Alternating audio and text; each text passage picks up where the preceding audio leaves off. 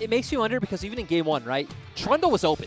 No, neither team picked Trundle. So LPL teams have shown they are very willing to ignore meta power picks and just go towards what makes them comfortable. Well, already the ban's getting a bit weird here as Graves and Jarvan taken away by the side of Rogue Warriors, and then Aphelios to finish it off. So the bot lane not going to be touched.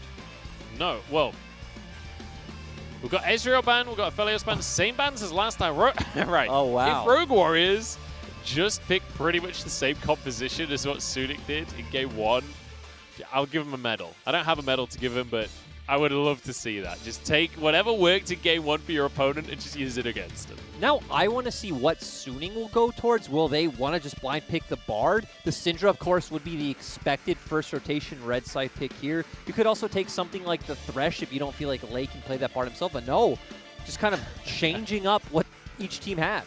All right, so we're just going to switch around here, but the Ornn comes through for Bin. So we're playing a little bit more towards the late game, but we're also playing towards that front to back that we criticized Suning for. But this is, I'd say this is good, at least in a holistic sense of a draft, right? To where after the last game we said, hey, if they changed that top side and had a bit more of a front line, that would have been a more holistic teamfight composition. But when you do put in the context that it is Suning and they've struggled on this, that is a bit worrisome. We'll have to see. Bin certainly has potential to improve. We'll see if the Ornn is going to work out for them. Haro goes for the Trundle that we missed in game number one. Up against the Ornn, it's just a fantastic pick. And you got the two strong picks, you know, still left in the meta since Suning didn't opt for either of them. Of course, the Trundle going to do so well. Be a frontliner. Forest carry's going to steal the resistances from that Ornn. And the Syndra just so strong. And you'd already pointed out that Ruby didn't necessarily play bad that game himself. He had a pretty good early game, was doing fine in the laning phase, but the game just kind of collapsed around him. Yeah, he was sat there with his cup of coffee, everything on fire around him, just like, this is fine. I also want to highlight the fact that Lee Sin has a 60% win rate in the LPL.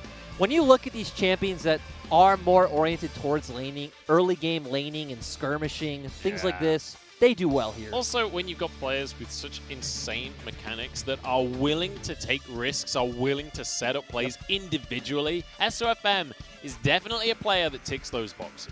It's definitely a mindset thing, right? You need to be willing to play on that knife's edge and push yourself and not be afraid of, like, oh, what if the enemy team is here? What if the enemy jungler here? Well, what if I mess this up? To be able to play these champions at the highest level.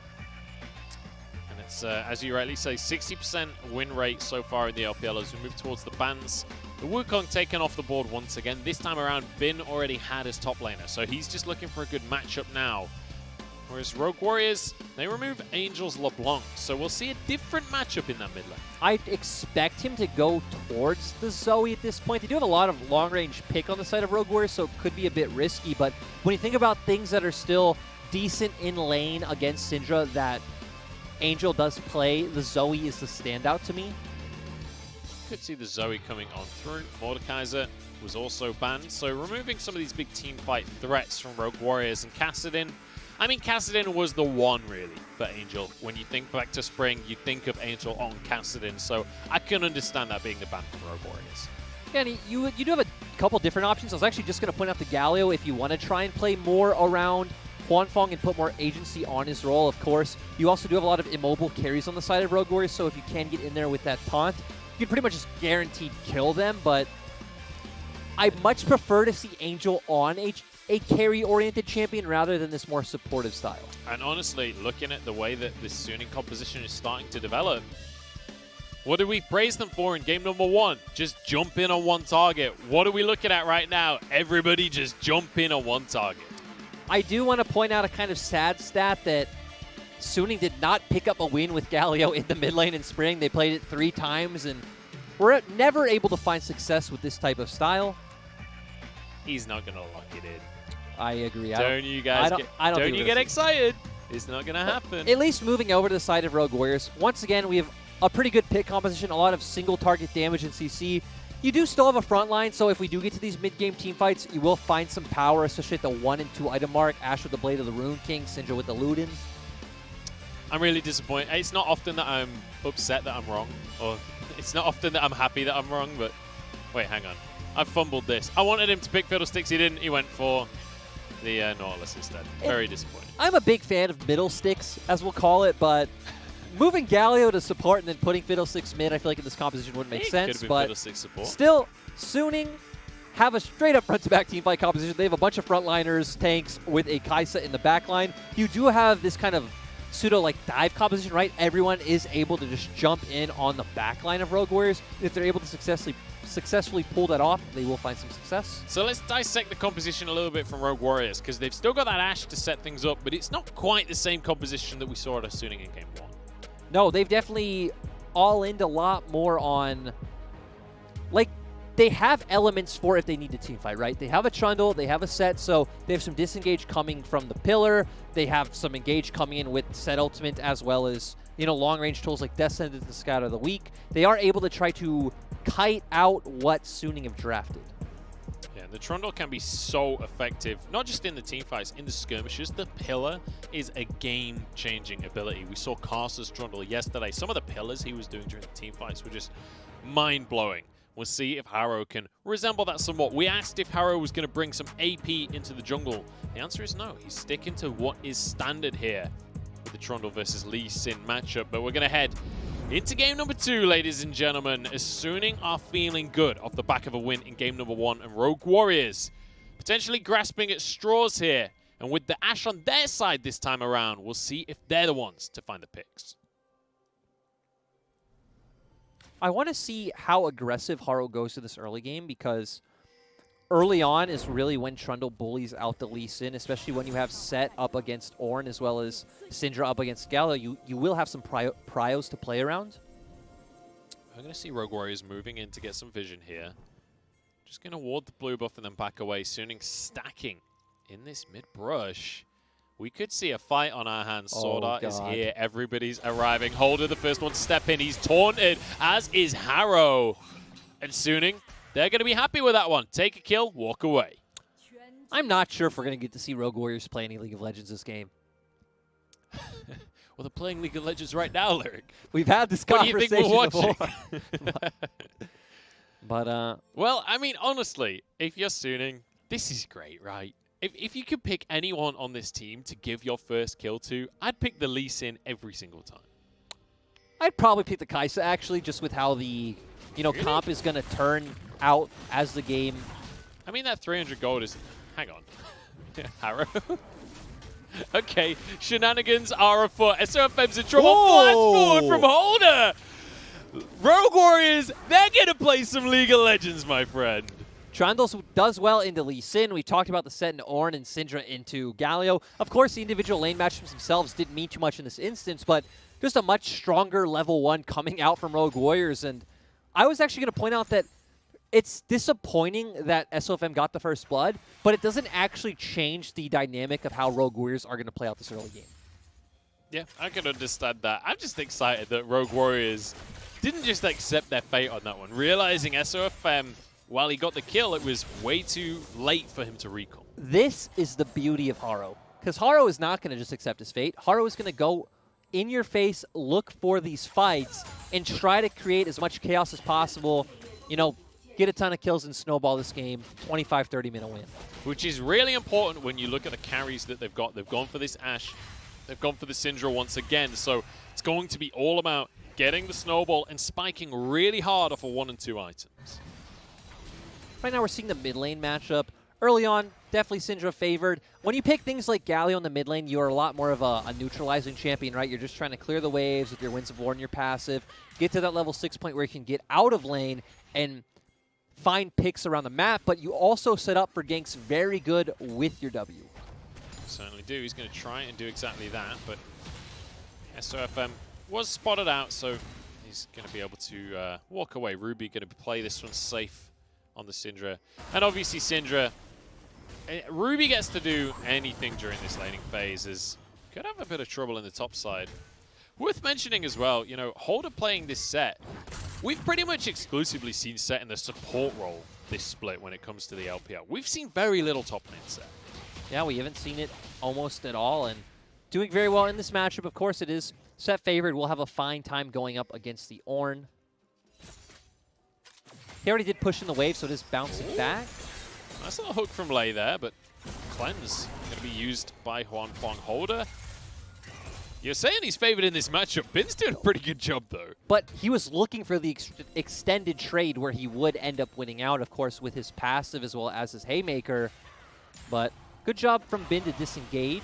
Haro's moved in. Stun comes through onto Angel. Flash still available for the Galio. He's not even going to need it. Walks away with his life thanks to the phase rush. Still okay. So luckily doesn't have to just outright burn that TP yet. Is going to be able to catch this wave and not miss out on anything. But let's take a few steps back to what happened in the bot lane with Lei burning Huanfeng's cleanse. This is a champion we knew Lei for in spring, right? Him and Xiaoxi were the first people to get on the Thresh hype train, and they were both very proficient at this champion, so Thresh is the type of thing we would expect to see Lei excel on. Yeah, obviously incredibly good with the death sentences. And I mean, last game, it was much more that Lei was caught by SwordArt. It was very much SwordArt putting the pressure on his Bard. This time around with SwordArt on a Nautilus. I mean, you mentioned it yourself. There is a question of champion pool issues when it comes to SwordArt. We'll see if he's going to be able to do much in this game, as with a lot of pressure from Rogue Warriors, ZWuJi's able to just get some plays. Let's add context to those champion pool issues, because SwordArt himself, definitely doesn't have champion pool issues, has shown that throughout his career, very versatile, can play any style, but in context of how Suning are finding wins in their games, it is very reliant on, I don't even say champions like the Bard, it's very reliant on the Bard itself. It has been, I mean, the way to word it right is it's been somewhat of a plaster, a band-aid on their issues. It solves a lot of the long-range engage issues. It gives you disengage as well. It means that you can maneuver around mistakes a lot more easily. Yeah, exactly, and we've seen when SwordArt is on other champions he's good on, right? The Nautilus, the Thresh, Leona. Not so much the Thresh, but the Nautilus and the Leona, these two champions that really need to commit to team fights, looking for these engages. We'll see him always going disjointed with whether it is Bin or SofM, and let's say he'll get deleted first, or the other one will get deleted first, and then you're left in a very awkward position with, like, hey, what do I do now? Where do you go from here? It's going to be the question, but taking a look around the map so far, we're seeing a much, much slower game out of these two teams, and a lot of that is going to be down to the fact that this Ashe was denied in the draft by Rogue Warriors. I mean, Suning can't be the ones to push that aggression, but the question for me is, can ZWuJi be just as effective on this Ashe when they hit that level 6 mark? It's also very different, so I'd say no for the fact that... Ooh. Oh, hang on.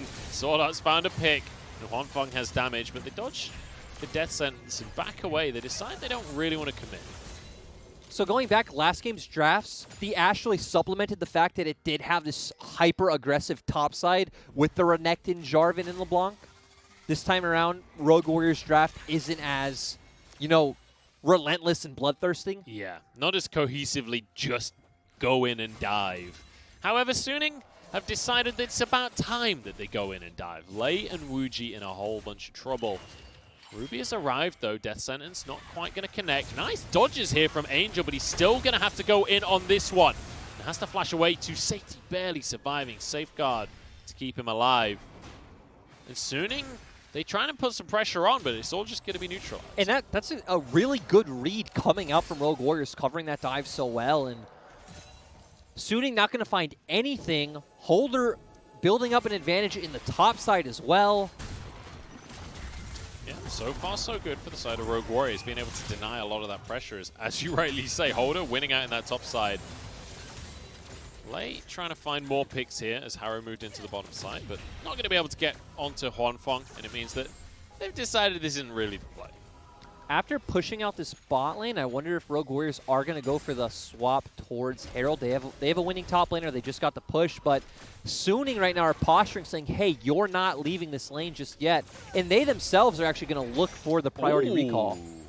I thought maybe there were people around. There was not. It's just going to deny recall from SofM, but still a nice long-range hook out of Lei. It was really interesting to watch how we have Haro stay bot, try to force a priority recall coming in from Rogue Warriors. Then as he leaves, huanfeng and SwordArt posture so aggressively as SofM come to try to get that wave advantage themselves. And we have to talk about the fact that, like, when we look at these lanes, there is going to be a massive lead in favor of this Syndra when you're going in that Galio matchup. Angel is going to fall really far behind in CS. Suning have to find some advantages out of this Galio in terms of kills. I agree. They need to... We already seen it once, right? You need to try to set up either this play around bot, or I'd say some kind of like skirmish and river around neutrals. You could look for a kill and holder, but when you have a Galio and Ornn and a Lee Sin, you don't have too much confidence in their damage. ZWuJi did step out of the brush for a second there, but I don't think he was in range to be spotted by Bin. Now they're going to commit to the play. Bellows, breath on cooldown. Nice death sentence from Lei. And Bin might just get CC chained on in here, but the rest of his squad has arrived. ZWuJi pulls out on a dark passage as SwordArt is denied by Haro, but Haro's put himself in trouble. Kick might knock him to safety, but Haro finally goes down. Ruby stunned just on SwordArt. It's going to be one pick in favor of Suning. Yeah, Rogue Warriors just engaged on themselves. It's really strange that Lei was looking for that hook when, if you had been looking at the minimap at that time, Haro was not around and Ruby was still in the mid lane while no one from Suning was showing on the map. It's kind of interesting that Suning commits so hard towards this top side right after the Herald is gone. The Herald had already been taken and they're like, all right, 4-man play towards the top side. Dragon's about to spawn in 40 seconds. Ultimately, though, they do have the Kaisa scaling up to be the strong late-game monster. They're only behind 400 gold, so Suning's not hurting too much, but Holder has just been left on an island and is winning out on both sides of the map against Bin. And he's going for the Blade of the Rune King build as well, so it's not going to get any easier for Bin. Now a Herald being dropped as well. Rogue Warriors sending clear signals that that's where they want to snowball. SwordArt found by Lei, but they're not going to commit to anything here as Holder does grab himself that play gold. Yeah, so he should just be able to recon. Will probably just have the Blade of the Rune King on base.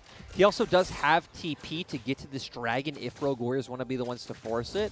And luckily, I mean, both bot lanes are top right now, so you wouldn't really be in an awkward position if you did try to start it up 3-man. And Suning's composition is very reliant on ultimates, and a lot of those ultimates are actually on cooldown. And Haro gets to just start this one off even without his team, right? Holder has the teleport available, Ruby can move over from mid lane, and realistically, there's nothing Suning can do about it anyway. So this will be evening the dragons up. There's going to be an Ocean Soul coming to the map. Rogue Warriors still just stacking up small advantages. We are 1.4k gold up now, 1 dragon to 1 dragon, but Holder now having that Blade of the Rune King means Bin is not going to be able to sit in the side lane with him unless SofM commits his presence to bot lane, but then Rogue Warriors have so much agency from that Ashe to make a play on the opposite side of the map. Yeah, not to mention that we're probably going to see, or I say probably, we are going to see another Rift Herald spawn in a couple of minutes' time. And at that point, you kind of need SofM to be sticking around the top side of the map. Lei looking for more picks, looking for more damage on SwordArt. As he moves in to try and get some vision, but everybody stacking up here.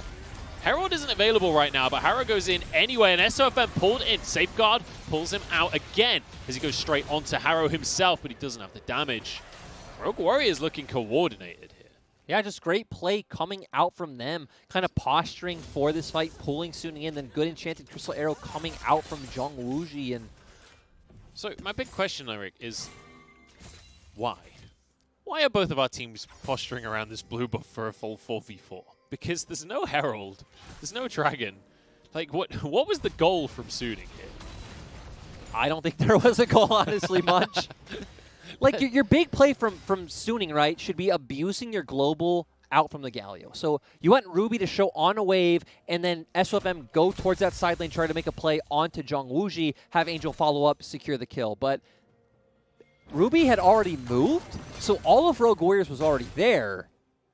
And Suning just saying, we don't care. SwordArt is like, I'm going to get this ward, damn it. I died for it last time, but I will get this. Well, I guess he didn't die. SofM died for him trying to get the ward, but finally gets a little bit of vision in that side of the jungle. And bear in mind, the Herald will spawn in a minute or two. I didn't actually get the timer on the first one, but in the meantime, that Ocean Drake will be up in 3 minutes, and we'll see which of those objectives the teams are going to prioritize. Yeah, we see Ruby pushing out, but he does feel fine because Lei, just off our map, is actually waiting in the wings on bot side, hoping that Suning will be the aggressors trying to bait out a skirmish. Just clearing the wave as Lei moves in with Ruby to get some vision. As SofM and SwordArt are here, though, this could be an opportunity to try and make a play. But Angel not going to pull the trigger just yet. In the meantime, Haro and Holder are like, look, you have no control of your bottom side jungle right now. This belongs to us. Yeah, it's great to see Rogue Warriors just punishing Suning across the map. And I like that we're seeing the constant hover around mid lane because we'd already highlighted the fact that this is where the global is. So if you can shut Angel down from making these moves, that's really Suning's only advantage at this point in the game. Or potential advantage. Look at the tower plate difference. That is insane. 1,000 gold in favor of Rogue Warriors. You see it reflected in the scoreboard. Holder got to do whatever he wanted. Like, he was just left on an island punching away at this Ornn and the Ornn's tower. I'm just impressed his knuckles are still intact, honestly. Because those towers are made of stone. And Holder just literally punches them down. SofM has been found once again. No flash available for it. He's going to go in, though. I don't know why, but he really wanted that fight. It's not a great one for him. Now Angel is going to be alone. Unleashed power still available for Ruby. I feel like they could have got a second kill there. Munchables, if you're going to ask me why are Suning posturing for this, Nautilus is up in top lane. SofM can see Lei standing right next to Haro, and he still chooses to go in.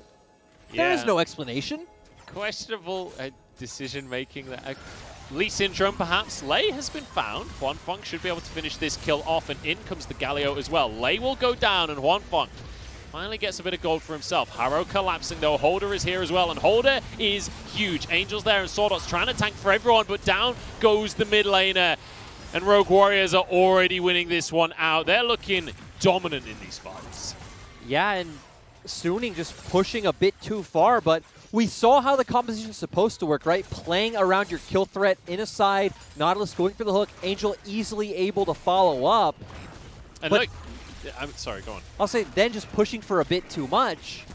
Honestly, the most scary thing for Suning this time around is Ruby looked okay in game number 1. This time around, he's on the same score, but without his team into. Yeah, that's a good way to put it, but they find the pick on delay, just walking into that brush blind. And here we see Rogue Warriors looking for the engage. Suning still committed to the fight. They really have no abilities. We see SwordArt also out of mana. Now with the rest of Rogue Warriors coming in rejuvenated, Sett very strong, Trundle also very strong. SofM not even there because he was already dead. And once again, now is Suning looking for the play. And they did get one pick for themselves, but ultimately, you have to question, should you really be trying to make an aggressive play like that when you know they're on that side of the map with you and you don't have a jungler? And this also brings us back to spring, where we had Suning try out a lot of these 4 protect 1 type of compositions, and they always lost, Munchables. Every single time. I remember I'd come to these games like, oh, I like the scaling on this Suning comp. I'd be disappointed every time. ZWuJi flashes away. Nice little jump, though, from Bin to keep himself safe. In goes SwordArt, and maybe SofM gets a kick, though. It goes straight onto ZWuJi. It's an 80 carry down for a jungler. Ruby is in trouble. Huanfeng goes in. They're trying to protect the carry. Depth charge onto Ruby, but there's no follow-up damage. And Huanfeng, now the one in trouble himself. He goes down to a showstopper and a half. Bin now trying to turn it, but he doesn't have the damage. And Rogue Warriors win again. Yeah, Rogue Warriors just coming in so clutch. SofM making it look like he'd found something, getting that kick on the ZWuJi, but this actually highlights the point that these sorts of compositions just look like they lack so much damage. We saw an extended skirmish going on, and even with ZWuJi down and Ruby having no ultimate, they weren't able to kill anyone. And like, look, Huanfeng tried his very best. He goes so deep in this fight, but he's an early game Kai'Sa. You don't get to do much. Nope, and we see Suning try to engage, then Rogue Warriors turn, find the pick. We see SofM get the kick, and then they do take down ZWuJi.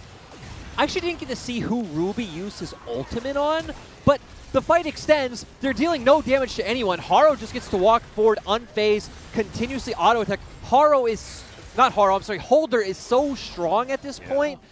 Already at a 2-item advantage. I mean, you saw Holder just grab Bin by the horns and slam him down on Huanfeng's head. There's nothing that Huanfeng could do to survive that one. And I might have missed it, but can you imagine had Ruby just held his ultimate and deleted Huanfeng right away? Yeah, I mean, the fight's over. Yeah, the fight would be over right away. So, Suning going back to something that has not worked. Going back to the old faithful strategy that doesn't work. It's good to see development in the LPL. I'm telling you guys, Bard and Ashe. Suning's win. Yeah. I mean, they could have gone for the Bard anyway without the Ashe. Maybe it would have worked for them. I mean, yeah. I mean, I'm not saying they need both together, right? Not even necessarily those champions. They need some sort of reliable, like, long-range engage or playing around something like a Twisted Fate with side lanes. Uh-oh. Rogue Warriors have found another pick. And I'm not going to get excited for this one because Bin's already fallen down. And I really don't see much of a way that they can win the fight. Holder cares not about your turret. Just wanders under and finds a solo kill on huanfeng. Blade's going to chase down SofM, who he'll buy some time, but the box means that he's going nowhere on this one. We'll just see who gets the kill. It's ZWuJi to pick that one up. This is feeling a little bit like game one, just the other way around. It would probably be a stretch, but I'm just saying, Baron's up in 10 seconds. Hey, they've got an Ashe with the Blade of the Rude King.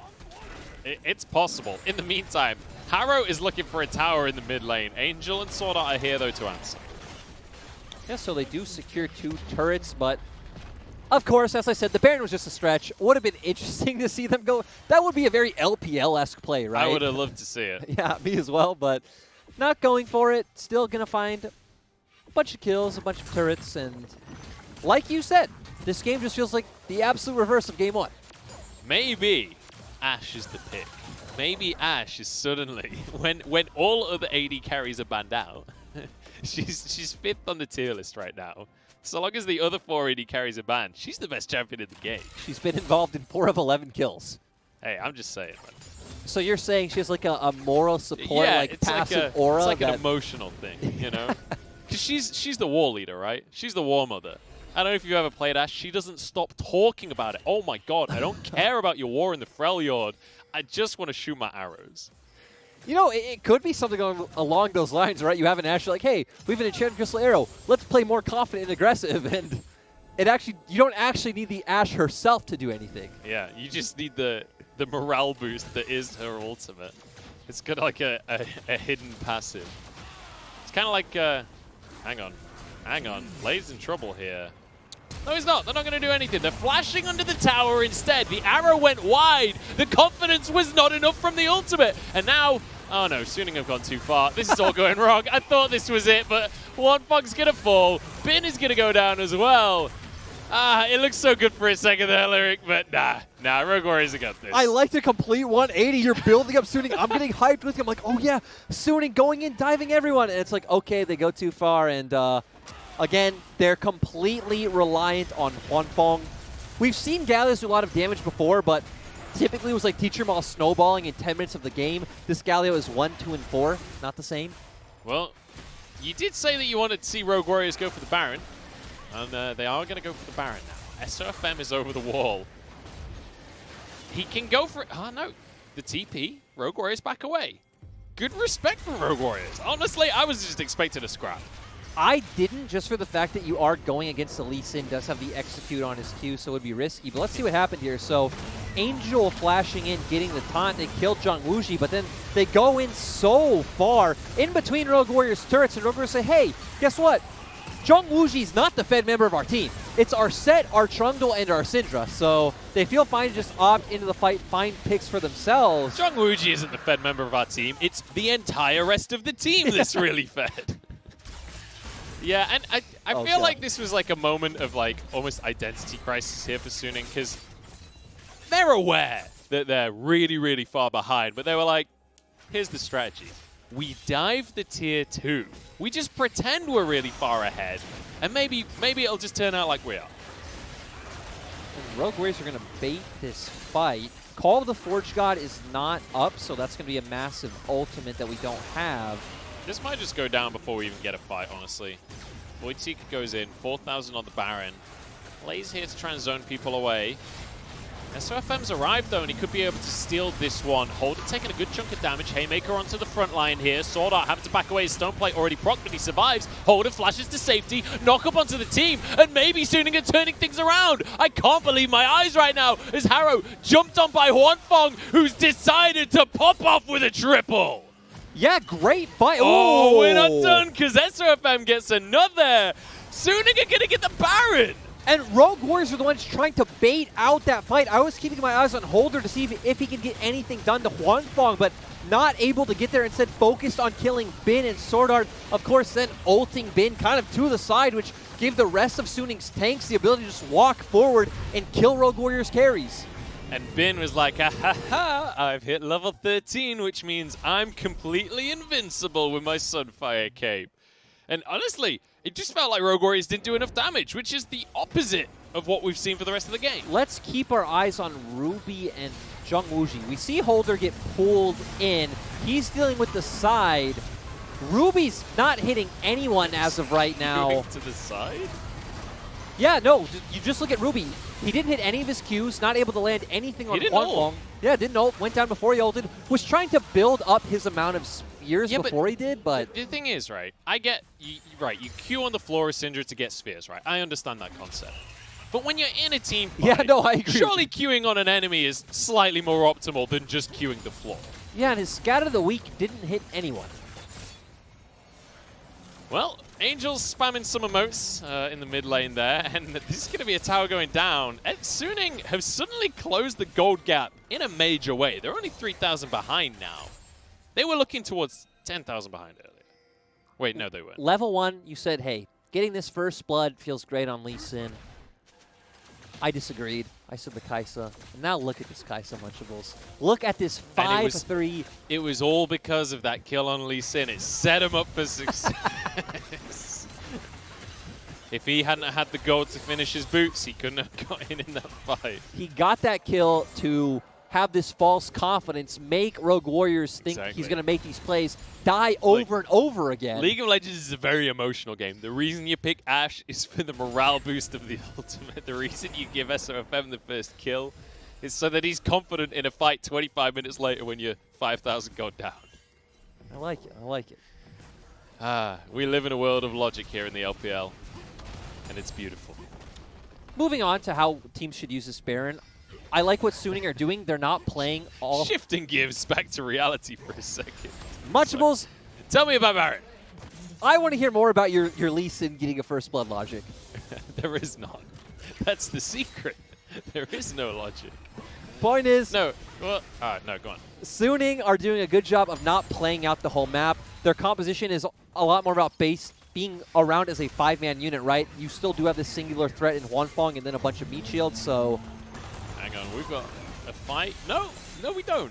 Bin got pillared, and it means that he can't hit the second half of his ultimate. So, continue third. And I also like that they have Galio in the side lane, since Galio is the one, right, with that global presence. So if Rogue Warriors, let's say, give up top side, try to commit a 5v4 mid, Angel will always be able to follow up.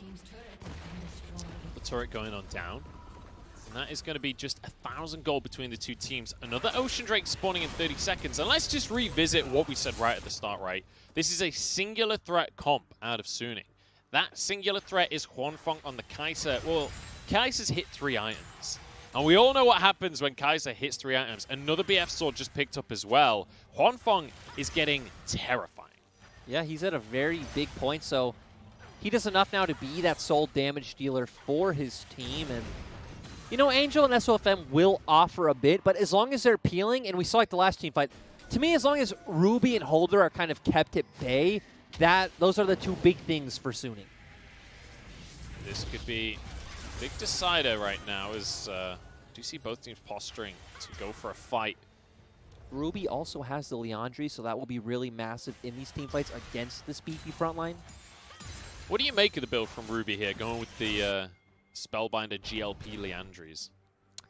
It's kind of strange where Spellbinder is definitely more of a like snowball get ahead build, but then you kind of pivot into Liandry's, which right is a lot more about staying in combat and burning out these tanks. So it feels like he had to make this pivot with how the game kind of changed. Hang on, we've got the Dragon going down here in favor of Suning. SwordArt cues the wall. Not ideal. Oh, no, he didn't. It was available right there. In goes the Galio. Knock up across the team. huanfeng's still free firing. Keep your eyes on the Kai'Sa right now as he's looking straight towards Holder to shut down the top lane carry. SofM gets away with his life. ZWuJi now on the front line pulls out with a Dark Passage, and in goes Angel for a taunt. It's only going to get onto Haro, though, the tank of the team, and huanfeng happy to free fire, happy to get onto ZWuJi, and happy to shut down the whole squad. Once again, SofM getting onto Ruby as well. Misses the Q, but you know what? We'll let you off this time. And Suning are just going to be able to push the base, and once again, probably going to have a sub 30-minute game. Do they actually win right here? Yes. TP Yes, from they do. Angel, 20 seconds on the dead timers. Suning have no right to win this game after the appalling early game, but you know what? It doesn't matter. They win the Miracle team fights, and Suning are going to take a 2-0 morale-devastating win over Rogue Warriors, who, I mean, Rogue Warriors, there's a lot to work on, but Suning, this is a moment of happiness for them. Suning, we're on a 3-series loss streak, so being able to bounce back